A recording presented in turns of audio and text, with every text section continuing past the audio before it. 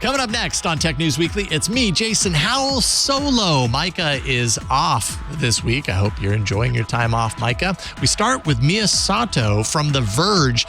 She joins us to talk about generative AI on the voice front, AI Drake, AI Weeknd, and the legal implications of music that's not created by the artists themselves. That's coming up. Also, I talk about how Wikipedia is policing its site from the use of generative AI. Larry Magid from connectsafely.org joins us to talk a little bit about his harrowing virtual kidnapping experience and gives tips on how you can protect yourself from something like that.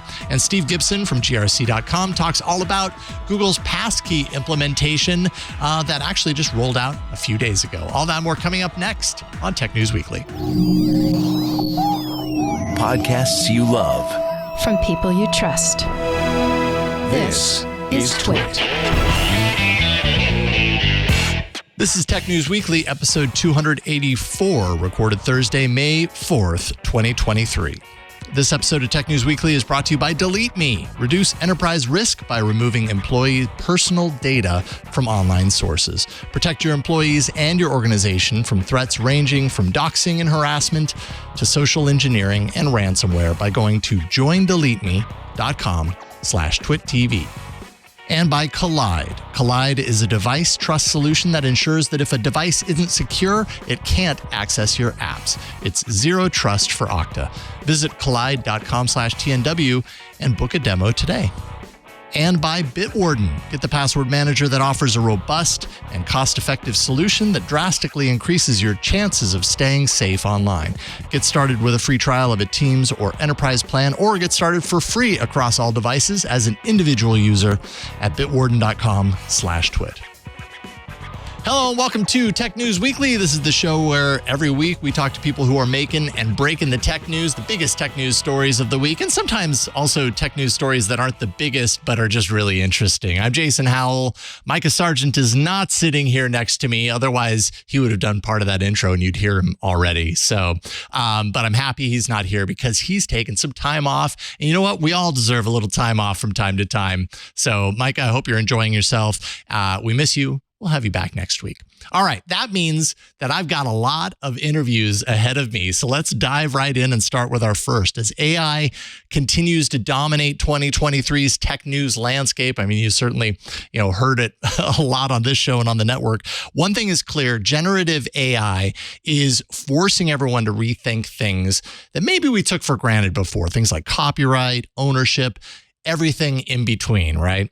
One of the more recent examples of this is the AI voice cloning of hip-hop artist Drake and other popular artists. The Weeknd was part of that aren't authorized necessarily, yet they still end up with tens of millions of views, tons of listens, all over the web. And it's really confusing and interesting to see where this is all heading. So to help make sense of this tangled mess of rights and ownership is Soto from The Verge. And it's great to have you here, Mia. Thank you for joining me. Thanks for having me. I'm excited. Yeah, I am too. And I've been really curious about this particular story. I mean, the initial kind of breakthrough of the Drake and Weeknd story or the song was a couple weeks ago. But this whole idea of AI authorship or AI kind of remixes, taking a voice and cloning it and turning it into something new, it's totally caught my fascination. So, I guess let's start with Heart on My Sleeve, because I feel like AI music has happened prior, and most of the time the results are kind of like head scratching, like, okay, I guess an AI made that. I guess that's interesting, but nothing quite like Heart on My Sleeve, which actually got people really excited. Tell us a little bit about that to start off with. Yeah. So this song Heart on My Sleeve started circulating a few weeks ago on YouTube, TikTok, and it's sort of like, I would describe it as like a mid Drake and The Weeknd song. Like, it's not that good, but it's convincing enough. You know what I mean? I think saying that like it could pass for a Drake song is like kind of insulting, but it was circulating. It sounds just like Drake. I think the Weeknd part sounds a little less like him, but it sounds just like Drake. And people were freaking out about it. It was a convincing impersonation, I would say. And it had like a bunch of views on TikTok. It was on streaming platforms, Spotify, Apple Music. It was on YouTube, and it eventually did get pulled from streaming and from YouTube and from TikTok, but it gained a lot of steam. And I think that was the first time that listeners were like pretty freaked out about it. They were, it was like, oh, this is really good. Like there were a lot of comments that were like, this has to be illegal, so there was like an automatic understanding that like this tech is new, like it's gotten to a new place and wider accessibility that is like pretty crazy. Yeah, I don't think any of the examples that have happened prior to this had the kind of recipe to do anything other than be a curiosity.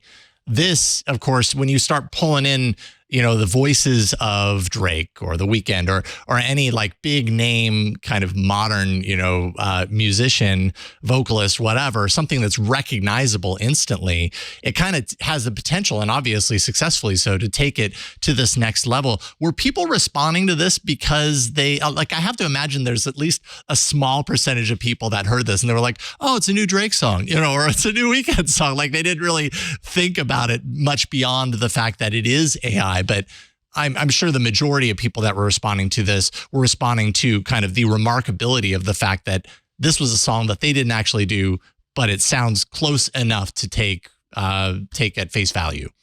Yeah. And I think that confusion is like a big part of sort of the legal questions that are bubbling up. The weird thing with this was like it seemed, well, okay, I have my own thoughts about like what Heart on My Sleeve actually was. I feel like there are a lot of elements that were pretty fishy, like where it came from and who was behind it. They haven't really done anything since then. It's like kind of strange. Drake didn't post about it, even though the same weekend he was like complaining about someone putting his voice through an AI machine and making him rap Ice Spice. So it was like, why aren't you mad about this? Or why aren't you saying that you're mad about it? But I think what was freaky was like, oh, this, if someone posted it and was like, this is an unreleased Drake and The Weeknd, like, like a demo, like maybe.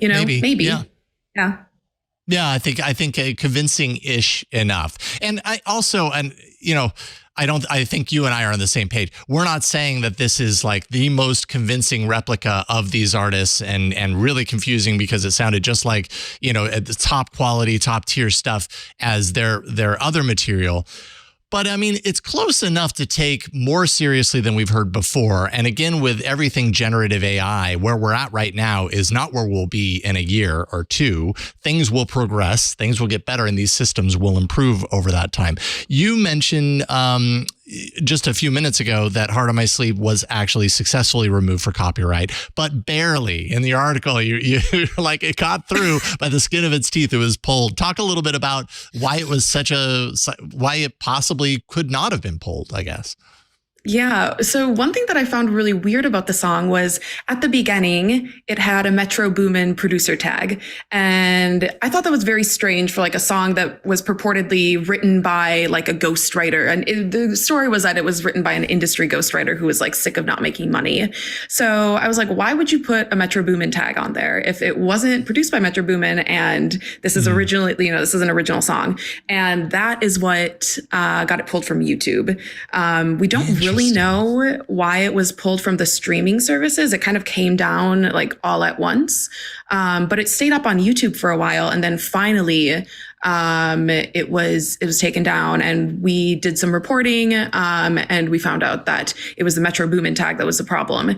And so yeah, that's why I mean, like it just barely, right? Like barely got that DMCA takedown, but it's weird to me that like it wasn't re-uploaded without the tag. That would be interesting. Then what happens? Does YouTube pull this? Google is working on its own generative AI projects. So is this a valid copyright claim that even without the tag, that there's something infringing with these tools? That's a big question. Yeah. I mean, I think that's a huge question, right? What is said? What can we say about the likeness of somebody? Like obviously The Weeknd or Drake didn't sanction this, by singing it. They didn't grant it any permission whatsoever, but their voice was used on it. Is likeness enough to pull someone and say, hey, you're infringing? And if you're infringing on what exactly? Is it the tonality of the voice? Is it right?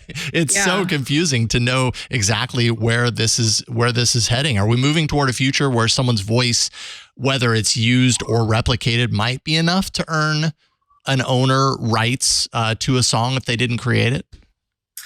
It's weird because it's like you can't copyright your voice. You can't copyright your style or your flow or the way Drake says something. Like that's not a copyright problem. Right. And that's why the song is so deeply weird. It's like, well, there's no work that it was copying. But yeah, there is some case law about these issues. I was, as I was reporting the story, I learned about a couple cases. There was one involving Bette Midler, and she sued Ford for getting the rights to use one of her songs, but she didn't want to perform it in the commercial. And they hired someone who sounded like Bette Midler to sing it. And she won that case. She won that case. Okay, that's interesting. That's fascinating. Yeah. Yeah. And then there's another just like perfect case involving Vanna White from Wheel of Fortune. And she sued Samsung for literally building a robot, dressing it up in a blonde wig and a ball gown and necklaces and jewelry, and standing it in front of a game show board that looked like Wheel of Fortune. And she won that case also. It was like, this is part of my identity. Even though you didn't use my name, my face, this robot Vanna White is enough to sort of jog people's memories or identify her as, oh, that's Vanna White in this ad that's supposed to be Vanna White. Oh, wow. Yeah, that kind of makes it seem, and this, of course, that's the physical representation, albeit as a robot. This is a robot voice, really at its core, so it's very, very similar. There's a lot of similarities between these things. I think what's interesting to me is how, artists will choose to react to this as we go forward. Because we've seen this in the realm of digital photography as well. There are some artists that are like, you know what, we got to stop this because it's stealing our work. It's going to put people out of jobs, blah, blah, blah. And then you've got the other artists that are like, wait a minute, this is just another tool that we can use to make better art. Let's embrace it. It's kind of like the Napster example where the record industry really wanted to close down, shut down Napster because they were the problem. The problem wasn't Napster. The problem in reality was just that there was a new technology, a new way of experiencing music that was open, and you can't put that genie back in the bottle. How are artists responding to this? I would say there's like a range of reactions. I think you see sort of similar reactions as you said, visual artists kind of worrying about how these models are being trained on their work, what elements of their work is visible in this output of the models of the tools. But there are also artists, and like I said, Drake was also like mad about this Ice Spice thing. But there are also artists who have been embracing them for a while. There's an artist named Holly Herndon, and she has, I think like 2 or 3 years ago, a while ago, she created a voice model trained on her vocals. And there's a website that you can go to and upload short audio clips, and it will spit back a recording of whatever you uploaded sung in her voice. Not everyone is able to profit off of it. She has sort of a whole system for doing that, but it's, she kind of saw, I think, that this technology was rapidly improving and would soon be accessible to all sorts of people. And then the big one, I also wrote about this at The Verge, was Grimes tweeted last week, I think, that she would split royalties 50-50 with anyone who was using her voice, a voice model trained on her work.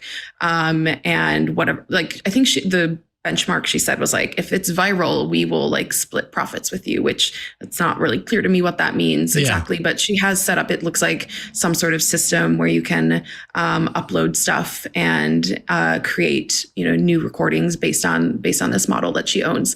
So yeah, it's a range of things. I think some smaller artists too that I've talked with are like thinking through how these tools can be used for their work. How, could we create demos and use it sort of as a proof of concept for big musicians? This is what it would sound like if we had you on this track. So there's a lot of interesting ideas floating around, I think. Yeah, no question. And then one question that I have as far as tools are concerned, we're so used to hearing about ChatGPT when it comes to written AI. We're used to hearing about, Stable Diffusion and Midjourney and those tools when it comes to visual generative AI. What are the tools that are being used here for this kind of, voice cloning is essentially what it is. But I feel like these tools get less light shined on them. It's not quite as sexy in the technology world, I suppose, or I don't know what it is, but are you familiar with those tools? There are a bunch of them, and it seems kind of like they really vary in quality. Mm-hmm. So sometimes, the models will be better than others. I spoke with someone who basically goes on Discord. There are several Discord servers that are all dedicated to people uploading their models that they've made of different artists, different people, and then anyone is free to use them. On an episode of the Verge cast last week, they used this website called UberDuck, and it looks pretty clunky, but they have a bunch of different models. I think they have a Grimes thing happening right now, and it's just, we'll see how long that stays up, but there's stuff, there's a bunch of different things. Yeah, of course there are. And then finally, as far as the artists who right now are, putting out these AI generated likenesses of famous, musicians, and then racking up tens of millions of views and streams and everything like that. Is there money actually being generated there? Are the owners of that music actually making money when something like that goes viral on Spotify and it has Drake's voice on it? Yeah, I don't think I've seen hard evidence that people are making bank doing this. I did talk to someone who is making AI covers, and he also makes his own music. He's also a rapper himself, and he was able to translate all the viral attention on his AI covers into his own music, and his subscribers doubled and people were streaming his music and really liked it, which is a very funny twist to this, I think. Yeah. And the Ghostwriter Heart on My Sleeve song, that was up for a few days at least, I think, before it was pulled. So, and it had, hundreds of thousands of streams. So yeah, I don't know that there's really evidence that this is a huge monetary threat so far. Maybe we just haven't seen one of these songs truly break through, that radios are playing it. But I think there is sort of an ecosystem already popping up of we're going to teach you how to do this for the low price of $4.99 or something. I've seen a couple things people trying to sell these sorts of classes, how to, here's how to make your own Drake song. So we'll see. Believe it. Yeah, you better believe it. I'm sure I'm sure if you go onto YouTube and you do a search, how can I create an AI, yes, Drake song? I'm sure you're probably going to get hundreds of results at this point. Someone's making money out there, whether they're making it on the actual songs or how to teach you how to do it. Someone's making money. Well, Mia Soto, really appreciate you taking time and talking about this. I find this topic endlessly fascinating, and I'm really curious to see kind of how it develops over time. Of course, you wrote an excellent piece for The Verge, so people should check that out. If people want to find you online, where are they going to find you? Blue Sky, Twitter, Mastodon? I don't even know anymore. Yeah, I'm on all the platforms, unfortunately. I'm on Twitter. I'm on Blue Sky. I'm on Instagram. I'm on Mastodon, though I'm not very active. But yeah, you can find me all over. Right on, Mia Soto. Thank you so much, Mia. It's a pleasure. Thanks. We'll talk to you soon. Thanks. Yep. Bye. Bye. All right. Coming up, we are going to continue down the realm of AI. AI, in one way or another, has something to do with almost all of the stories. Not the last story. So at least if you don't like hearing about AI, you got the last story to look forward to then. But I promise you, it's all very interesting stuff. So that's coming up next, how AI is impacting Wikipedia, right? Very interesting stuff to take a look at there. But first, this episode of Tech News Weekly is brought to you by Delete Me. Are you dedicated to protecting the data inside your company's network? Well, what about the executive and employee data outside of the network? That's super important as well. Specifically designed for the enterprise, Delete Me for Business makes it simple to remove executive and employee personal data available on the open web. As you may know, bad actors, they utilize publicly available data online in social engineering attacks. And this includes data from sources like data brokers. This data is being effectively weaponized against executives and employees in ways security professionals may actually be overlooking. It's easy to access to these employee personal data pieces when they happen to be out there online. It's just super simple to find them, right? The vulnerable data leads to potential harm, things like doxing, harassment, social engineering, ransomware attacks. All of that increases with every volatile moment. So who's impacted by this data being exposed? Well, it turns out everybody, executives and board members, they're targeted and harassed online by cyber criminals, by ex-employees who use their family's personal data to get to them. Executives have a 30% higher PII exposure risk than the average employee. Public-facing employees might actually have their home addresses and affiliations exposed online by angry customers, other bad actors as well. And then individual contributors, things like personal email addresses, mobile phone numbers, those are all used to socially engineer their way into enterprise systems. Delete Me actively monitors for and then removes personally identifiable information for your employees to reduce enterprise risk. So you can protect yourself and your employees and reduce risk when you're using Delete Me in just 5 easy steps. First, employees, executives, and board members complete a quick sign up. Then Delete Me scans for exposed personal information out there on the web. Opt-out and removal requests then begin. That fires off, right, to kind of pull out any of this data that's found, to remove it, essentially. Initial privacy report is then shared and ongoing reporting initiated. So you can see the privacy report, you can see what's out there, and on an ongoing basis, this is remediated. And then Delete Me provides continuous privacy protection and service all year long. Delete Me is awesome. You know, when they first came on as a sponsor, I remember looking at the service and being like, "What? I'm a public person. Like, I've been doing podcasting for, gosh, at this point, almost 20 years. I'm out there in the public. Like, what do I want to remove? Like, I've got nothing to remove." But then I thought about it. I was like, well, wait a minute. Like, you know, I've got a family. I've got a home address. Like, there are things that I don't necessarily want everyone to have access to, and Delete Me was able to find them. I looked on the report and I was amazed at how many different places this kind of information just appears, you know, and has collected over decades at this point. It's really kind of crazy. So they make it really easy to remediate all of that. Protect your employees and your organization by removing their personal data from online sources by going to joindeleteme.com/TwitTV. That's joindeleteme.com/TwitTV. And we thank Delete Me for their support of Tech News Weekly. All right. So AI and Wikipedia. Wikipedia is not the only, company that's having to look at the potential influence and impact of generative AI. But yet Wikipedia is filled with information that is generated by humans. And it's turning out to be the case that Wikipedia is facing some of the similar kind of questions and potential pitfalls that a lot of journalistic outfits are. They realize, and we've talked about this in previous weeks, that using generative AI can help when it comes to creating text for the site or writing an article.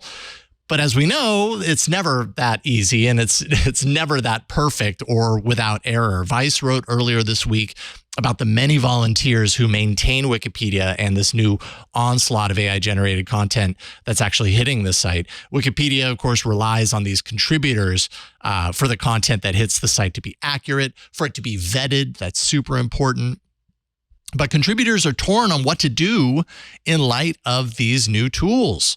And, AI text, often it can seem accurate, right? Like you get that AI text spit out from the tool and you read through it and you're like, man, this is super convincing.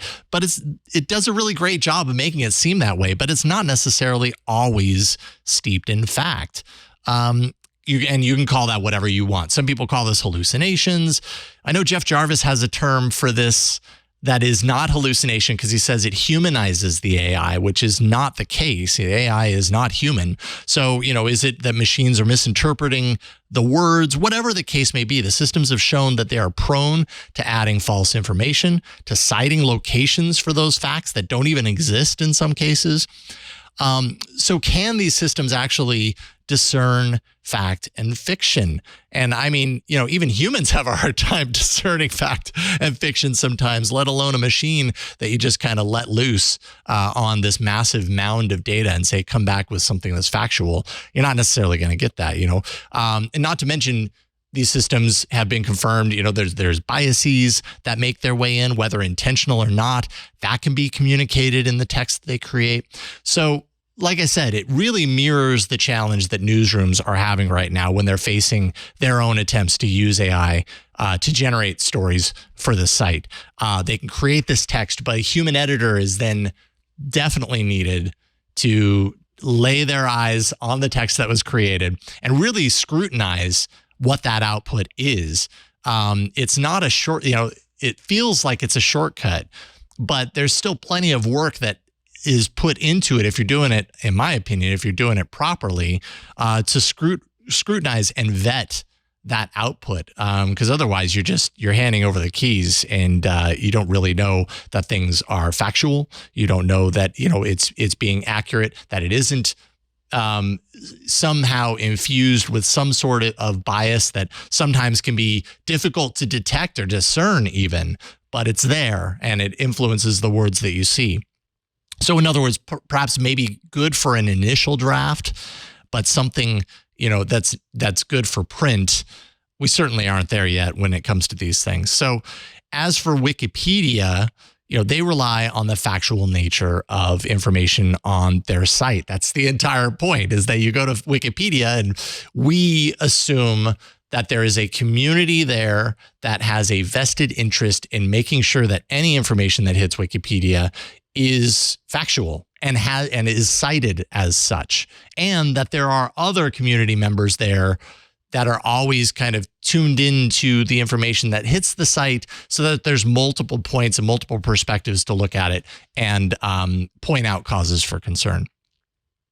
Another challenge for Wikipedia is the training of large language models. And I didn't even think about this part, but at the core of Wikipedia is, it's an open site. It's open access. The core of its foundation is all about openness to everything that it offers and its contents and all that. But feeding the entirety of Wikipedia into large language models can potentially lead to a whole host of unknown risks, for private companies like OpenAI, as they use that data for their own means. That goes kind of counter to the open nature of Wikipedia. Not to mention having the potential of becoming one giant feedback loop of data within Wikipedia being at least partially generated by AI and then fed back into AI to generate even more. Like, at what point does that loop, end? It just kind of seems like continuous. And as I say that out loud, it's really confusing. I don't know what that leads to, Does that lead to, null at some point? Like, it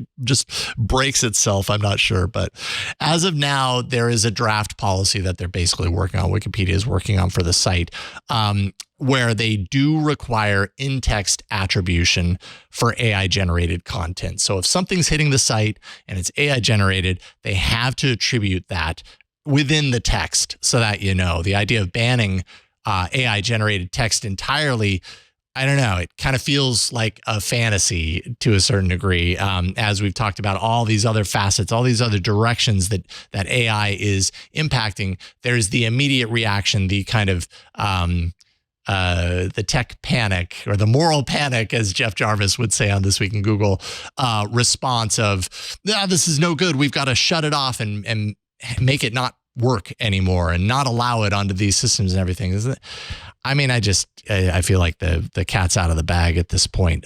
So how do you work with it? How do you create systems that can work alongside it in a fair and meaningful way that works for everyone, instead of just closing our eyes and plugging our ears and saying la, la, la, so that we don't hear the threat that's coming. So really interesting story. Check it out on Vice. I hadn't really considered the aspects of generative AI, how that funnels into what we see as a trustworthy source of information that is Wikipedia.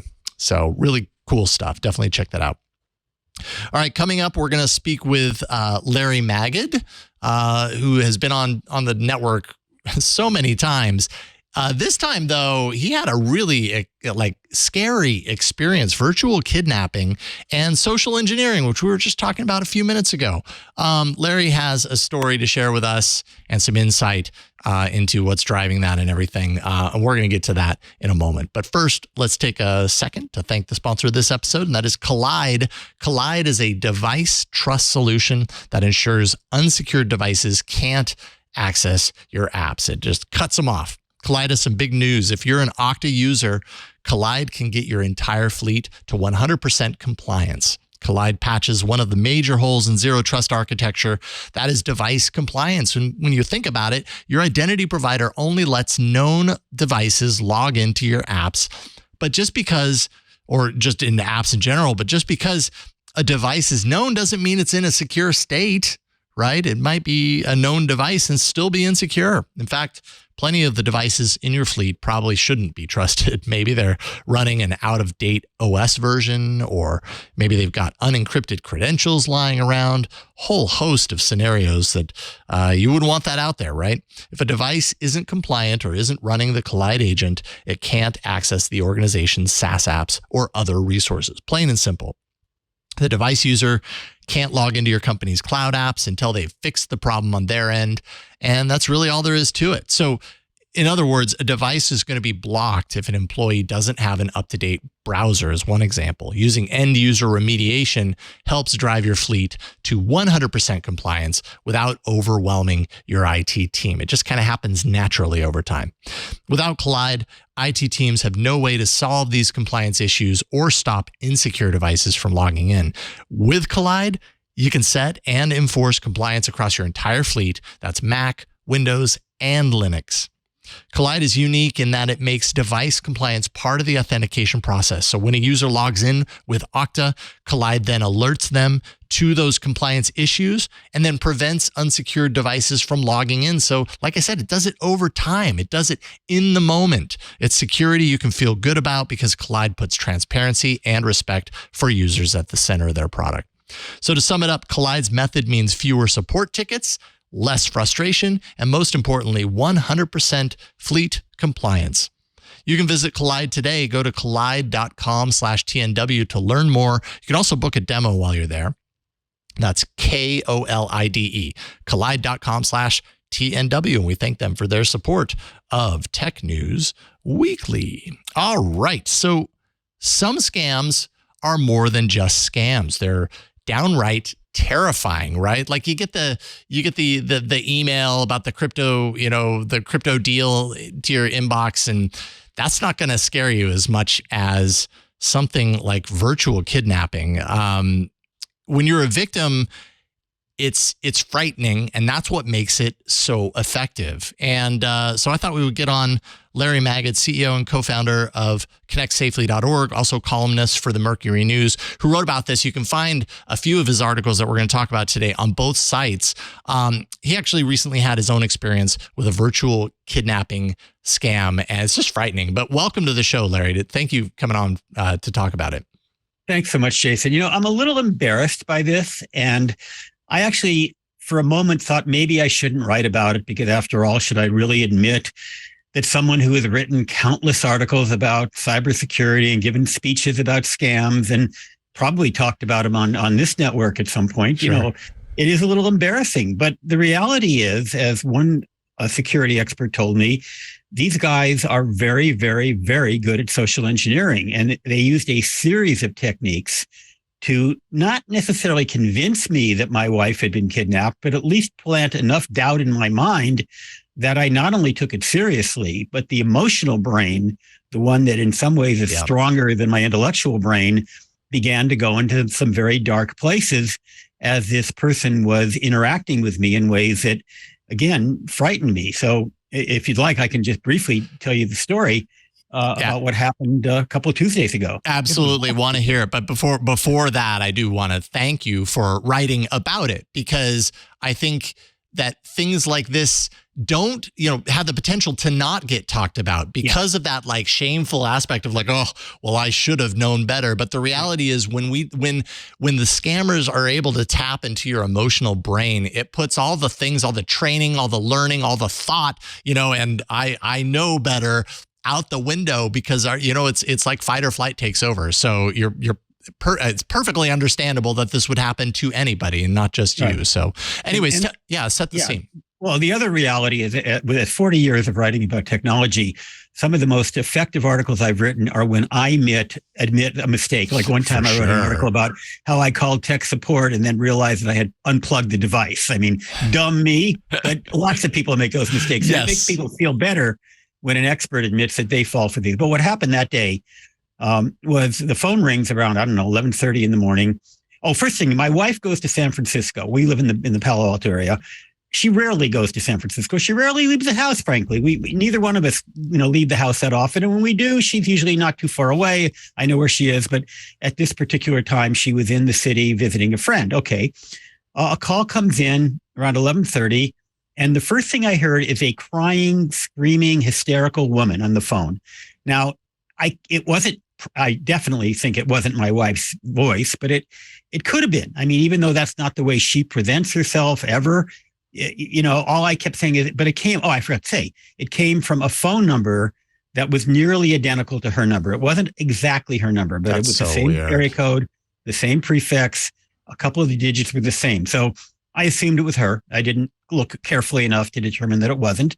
I hear the crying. I said, Patty, what's the matter? What's going on? What's happening? And she just keeps crying. And I say, wow, whatever happened must be horrible because she's hysterical. And then on comes a male voice who says he's a police officer. And I immediately said, what's wrong? He said, well, I'll tell you in a minute. I said, no, come on, tell me what's wrong. I'm desperate to know what's wrong. And he said, I'll tell you, but I need to identify you first. I said, well, okay, sometimes cops do that. So he asked my name and I gave it to him. He asked to confirm Patty's name. I gave it to him. Because again, sometimes cops do things like that. And then he said, I'm actually not a police officer. I'm a member of a drug cartel. And we have your wife. We've taken your wife kidnapped. And he made some cockamamie story about how she happened upon a drug deal and she interrupted it and it caused him to lose money. And I don't know. At this point, all I know is that I was beginning to panic because I hear the voice. I saw the phone number. I knew she was in San Francisco. I think he repeated that she was in San Francisco. I'm not sure how he knew that. Maybe I said something. I'm not sure. So anyway, the call goes on and on. But immediately, as soon as I realized that something's going on, I put him on speaker and I dial 911 on my other phone. Fortunately, I have a desk phone as well as a smartphone, cell phone. So the 911 operator was able to hear the entire call. And she actually put a police officer on the line as well during the call. Super smart. And during the call, he makes a number of demands, one of which is that I get in my car right away, right now, get in your car. And I said, well, give me a second. I've got to get my keys and stuff like that. He wants to know what kind of car I have. And he also tells me to drive to a parking lot, a Walmart parking lot in San Jose, which didn't make much sense because she had been kidnapped, I thought, in San Francisco, but okay, not that far away. With $5,000 in cash, which also struck me as a very low amount of money for, somebody in the position I was in. But okay, that's what he was asking for. Now, of course, I never had any intention of complying because I knew that paying ransom, first of all, I wasn't sure it was real. I mean, my emotional side believed it, but intellectually I was still functioning. But it's just something I probably wouldn't do. So I say probably because one never knows what they would do if it was a real situation. But I did call 911. The call went on for about 11 minutes because I was able to see the call history. And then at one point, the 911 operator asked me what was her phone number. And I didn't want this guy to know I was on the phone with 911. And he had, by the way, said, don't call anybody, don't say anything, don't call the police. Anything you do is going to cause harm to your wife. So, of course, I didn't let him know I was on the phone, but I whispered into the phone her phone number. I think he heard me because he kept saying, who are you talking to? In a very aggressive way. I said, I'm not talking to anybody. I said, I'm just really nervous. I talk to myself when I'm nervous. Sorry, But I think at some point he got wind or figured out that I was on to him or at least I wasn't going to comply. And he hangs up. And at that point, I spoke to the 911 operator, and she said, actually, a police officer is on his way. A cop arrives. He tells me he thinks it might be a scam, but he says, we don't know for sure. We're taking it seriously.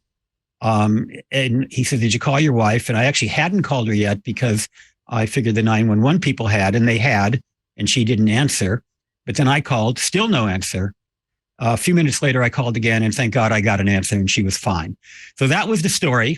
And all I can tell you is that, as you pointed out, it's one thing for somebody to try to scam you out of money. You can kind of laugh that off, or even if you take it seriously, it's just money, and money is important, but it's not nearly as important to the loved one. Yeah. And when they get you on something like that, it impacted me in ways that I wouldn't have expected. Yeah. And I'm sure, you wrote your first article a week ago, and then we have a follow-up article, which we'll talk about in a second, because it kind of adds definitely a deeper kind of technological aspect to this. But I'm sure you've probably talked and heard from a lot of people in the last week. Like, how common are scams of this particular type? Like, I don't know that I've known anyone that's encountered something like this, but it sounds frightening. Well, of course, after the incident, I started doing research, talked to experts, and did a lot of online research. They're relatively common. I mean, they're not as common as many of the scams.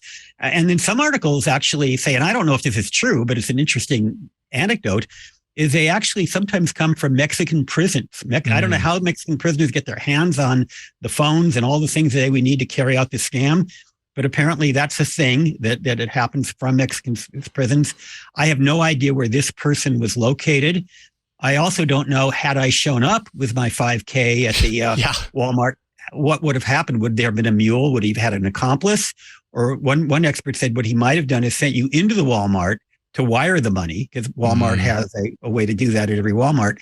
And he may have demanded more money. So I'm not sure where they were located, but it very well may have been. It probably was outside the U.S. Yeah. But I heard from a lot of people. The other thing I heard from one expert who I'm not able to identify him just because of the job he holds. He said that the way that which guy operated, he actually broke down to me this scenario. So the first thing, scare you, right? The call from my wife's phone, I think, my wife's voice, I think. Then the police officer, the authority figure, to kind of get you to trust this authority. Then shifting over to the fear with the more fear and intimidation as the criminal, as in his case, claiming to be a part of a drug cartel. And then asking me to get in my car. I said, why did he want me in my car? I said, well, maybe, to start driving, but that's to begin the compliance process. So once you kind of get into it, there's a psychological compulsion to finish, to almost be part of the whole thing. You want to resolve this. And so that was part of that demand. So, and of course, it's pretty obviously why he wouldn't want me to talk to anybody. But it was a very, some of it was crude and not effective, but in total, it got to me, I have to admit, although it didn't get to me enough to actually, show out the money, but enough to scare me. Yeah. I mean, and that leaves an impression and, kind of lasting damage. As I point out, it may have done more damage, at least temporarily, short term, than if I had come up with, had to part with money. Money is replaceable. The trauma that you get from this is something that's serious. Yeah, indeed. Writing about it helped. Talking to people helped. For sure. It bothers me. Well, yes. And so then today you also kind of expanded on this idea, and you published an article, can be found in Mercury News, can also be found at connectsafely.org, that looks at this through the lens of voice cloning and AI. Yeah. Actually, the first story in today's show is about voice cloning as related to musicians and copyright and that sort of stuff. This is like same technology, totally different direction. Talk about how this kind of technology can, take something bad and make it even worse. I think people can probably use their imagination, but this is not good stuff going forward. Right. Well, there's a couple of articles that I read in the research, one from CNN, where a woman got a call from what sounded like her daughter. And she said it sounded exactly like a daughter, same intonation, and saying, Mom, a bad guy has me, help me, help me. She was savvy enough to, eventually figure it out and not pay a ransom. But then there's another story about a 39-year-old man whose elderly parents got a call that sounded exactly like him, and they were convinced it was him. They heard his voice, and they did fall for it and managed to scrounge up thousands of dollars that they paid to this scammer. And I was thinking about this as technology gets better. I'm sure, Jason, you've played around with Chat GTP and other interactive chat agents. I can imagine it. At first, I think what it is he's taking a snippet of your voice and creating a sentence or two that sounds like the loved one. But I can envision within a very short time being able to carry out a conversation with your virtual loved one, where they can ask me. So one of the things I talk about in the article that's currently on the cover of Connect Safely and in the Mercury News are things you can do to verify whether or not this really is your loved one. Like in advance, come up with a code word. Or if you don't have a code word, say, what kind of car does Uncle Joe drive? Or where did we go on vacation last year? But ask your loved one, ask to speak to your loved one. And you may be speaking to a bot that you think is your loved one, but ask them questions that only your real loved one would know. So, this is one of them. I love AI. I'm a huge fan of what potential it has, but this is one of the many things we have to worry about as an unintended consequence of the research that's being done to promote AI right now. Yes, indeed. And creating systems and habits and behavior that we can use in situations to kind of counteract this, the potential of these systems like AI generative AI doing these things that we're not used to, right? Like it's like we have to retrain ourselves to look at these things differently. And by the way, the number one security flaw, I heard you do a spot a minute ago for some technology that can help protect your devices. Of course, that's extremely important. I have that on all my devices.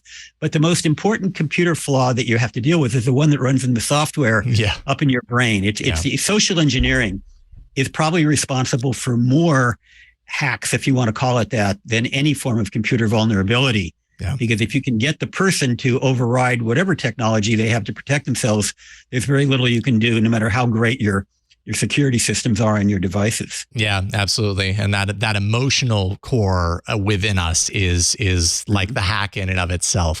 If you can trigger the emotional core, you've got access to us, And I'm going to have to talk to my friend Peter Norton. Maybe Norton can come up with an antivirus that runs in your brain. There you go. All right. Well, keep us posted on that.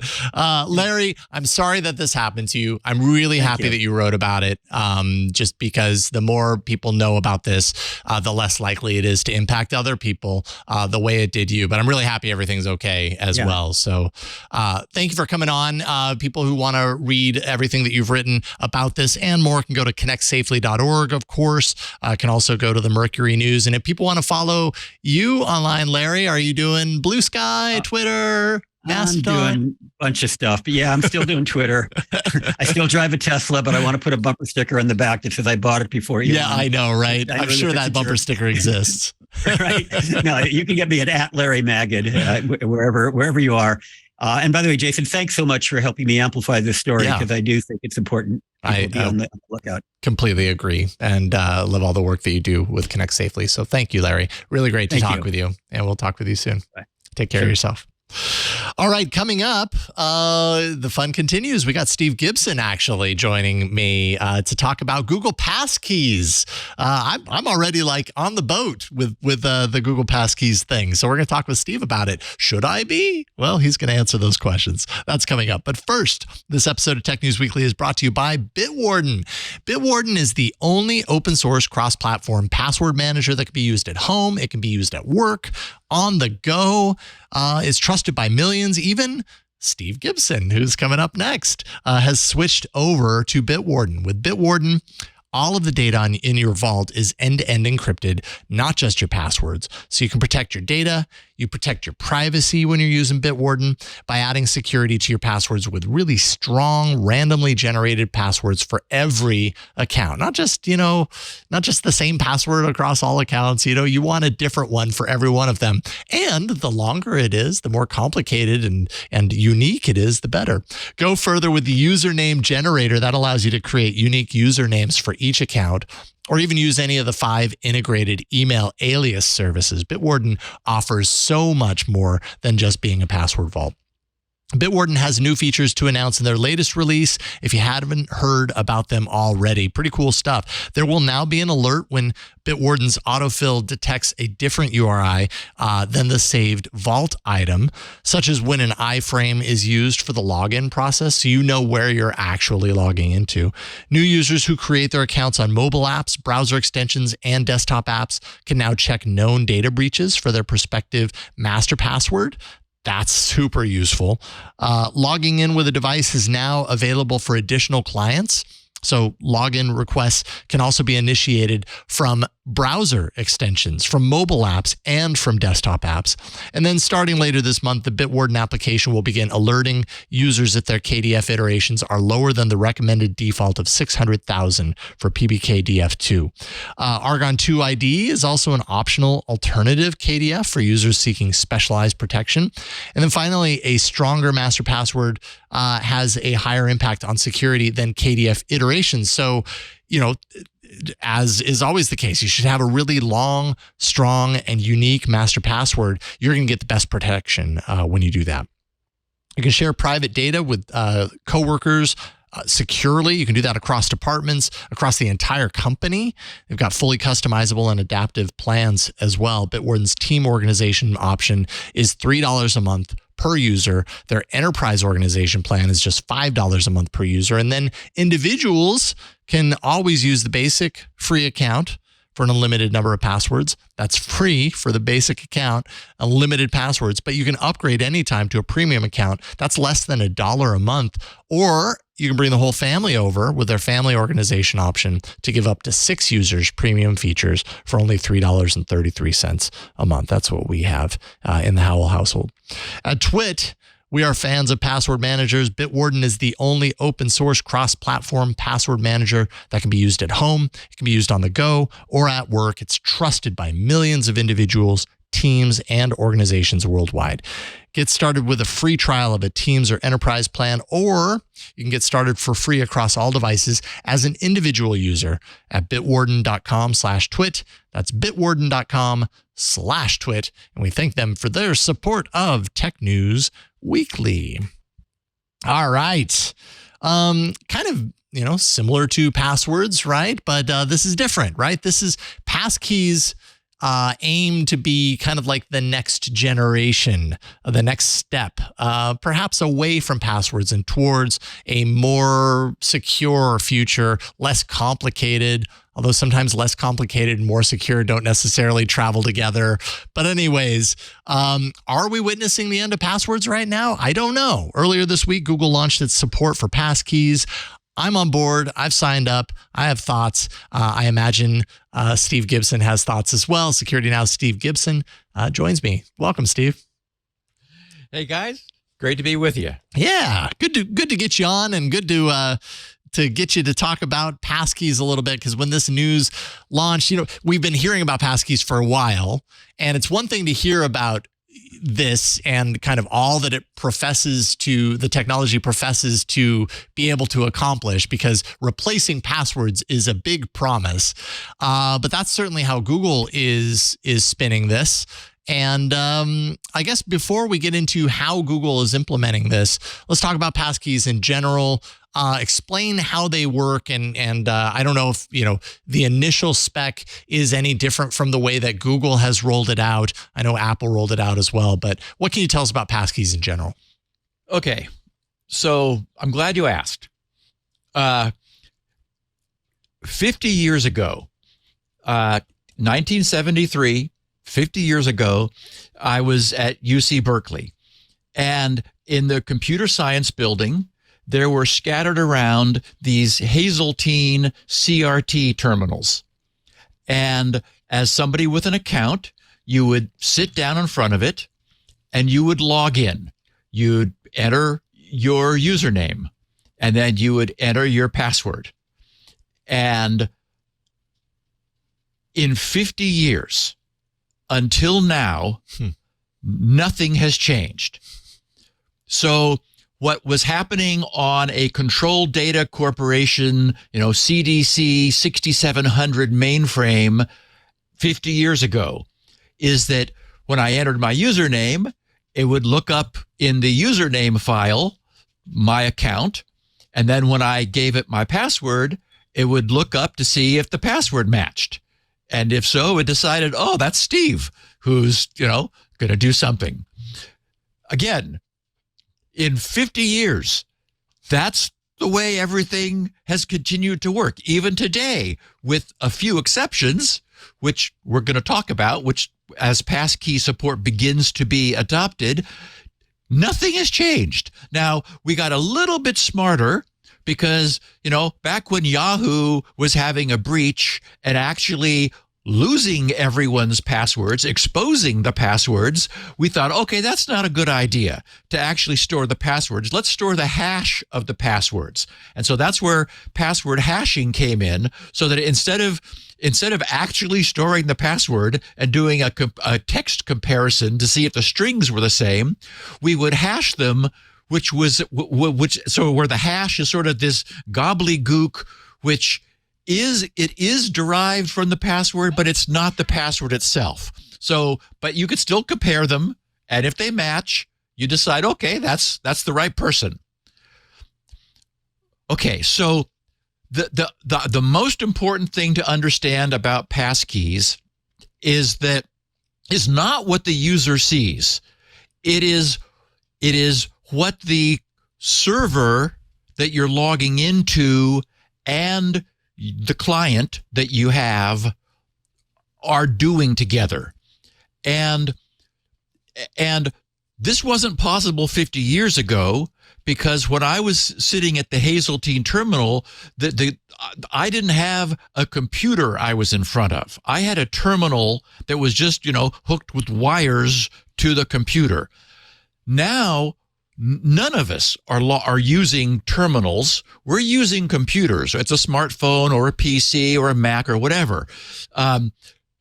So we have a computer that we're using at our end, which allows a much more powerful communication to occur. Instead of just sending a username and a password, we could do crypto stuff.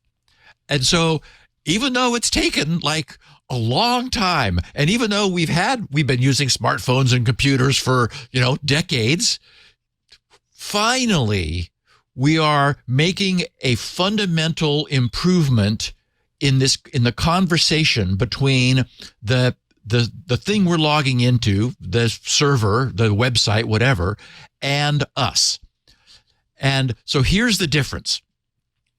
Everything until now has been about giving the server a secret to keep. When we gave it a password, that was our secret password, and we didn't want it to lose it. We didn't want it to disclose it. So we were trusting it to keep our secret for us.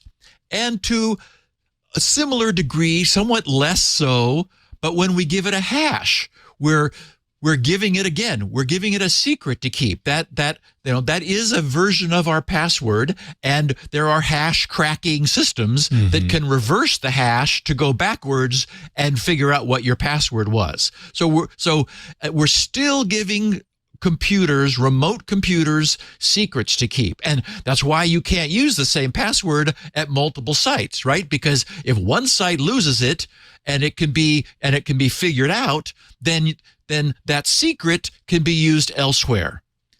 That's what changes. Passkeys completely, forever changes that. With the new system, which involves crypto, which requires that you have a computer on your side to work with the server, using what's called public key cryptography. Once you have registered your passkey with the server, and it doesn't ever get the passkey. That's the first thing. In old school passwords, you're basically giving the server a secret. With the new system, you're creating a way for it to verify, the remote server to verify you have the secret. The secret never leaves. You keep it in an enclave or whatever. It never leaves.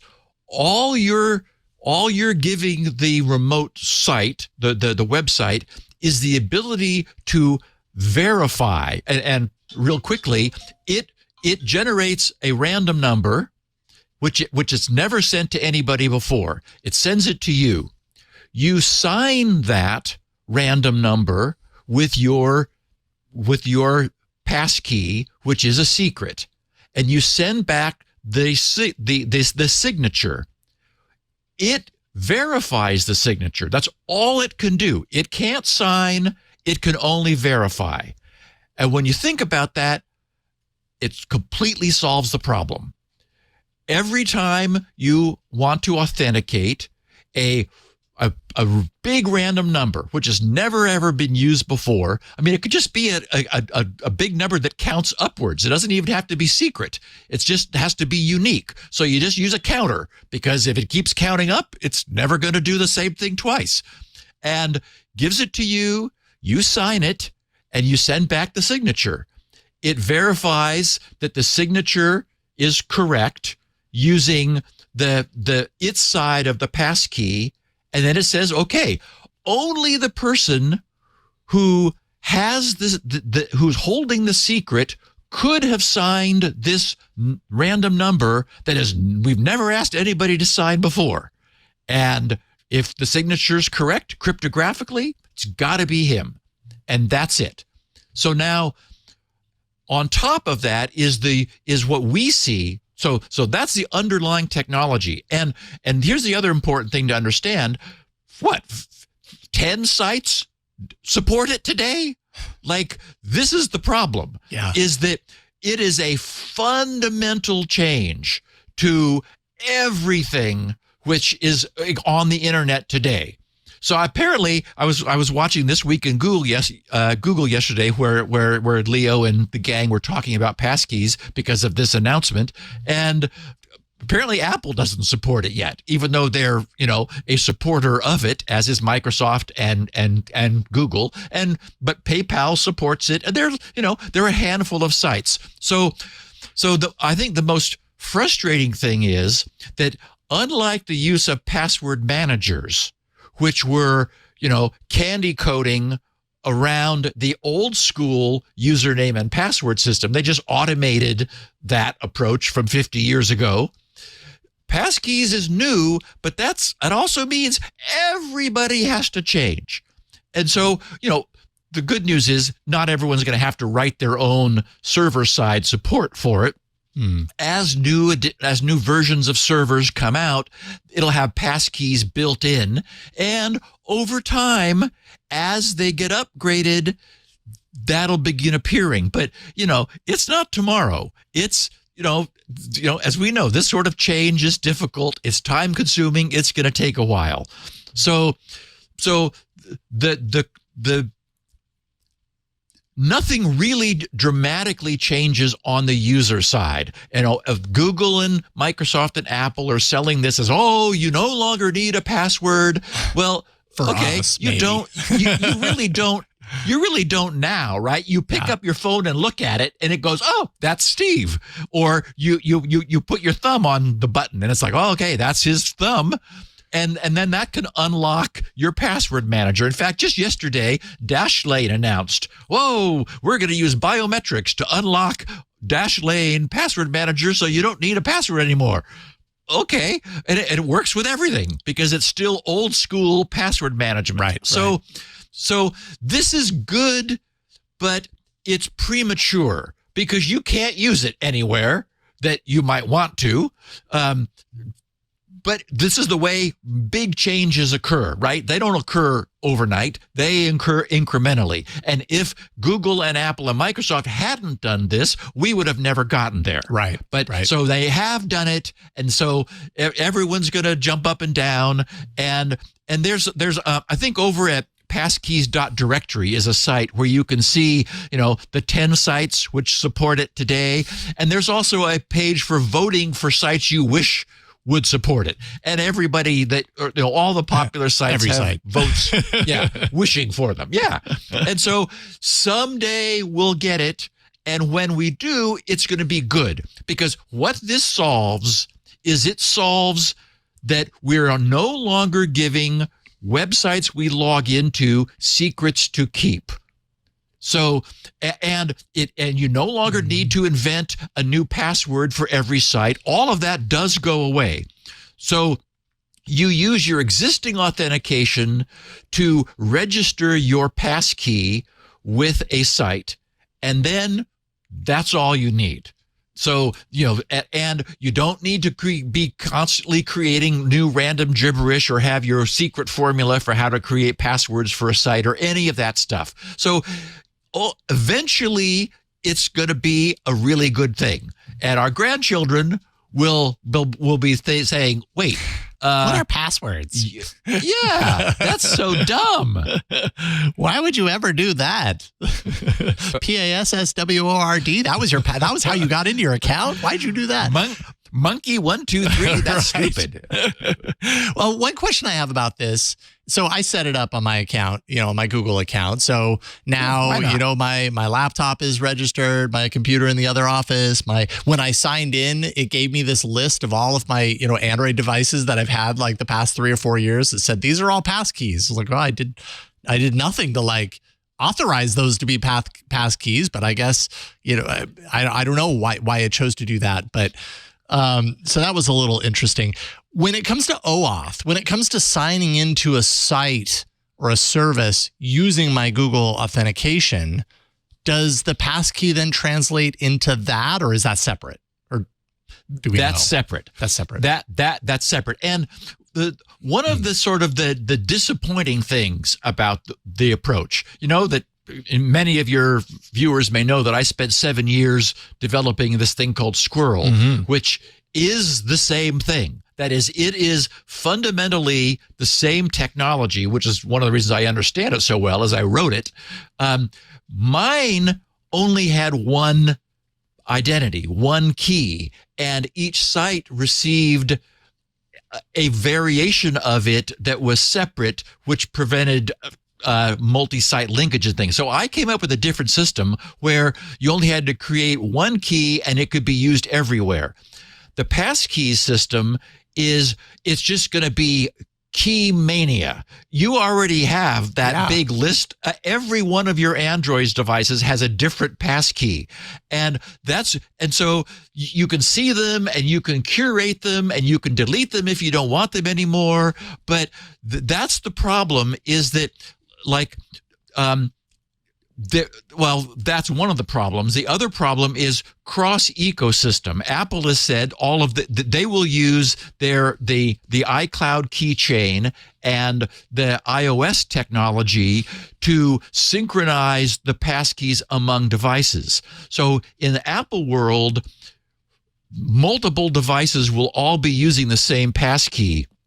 It looks like, but I'm not sure that's the case. We'll have to see how that develops. Again, this is one of the reasons why I've been so careful to separate the technology, which I first described, from the implementation. Because you could have one passkey shared among devices, or you could have every device creates its own passkey, which appears to be the route that Google has taken for whatever reason. Maybe so that you can delete a passkey from a device, but then your other devices still have their own.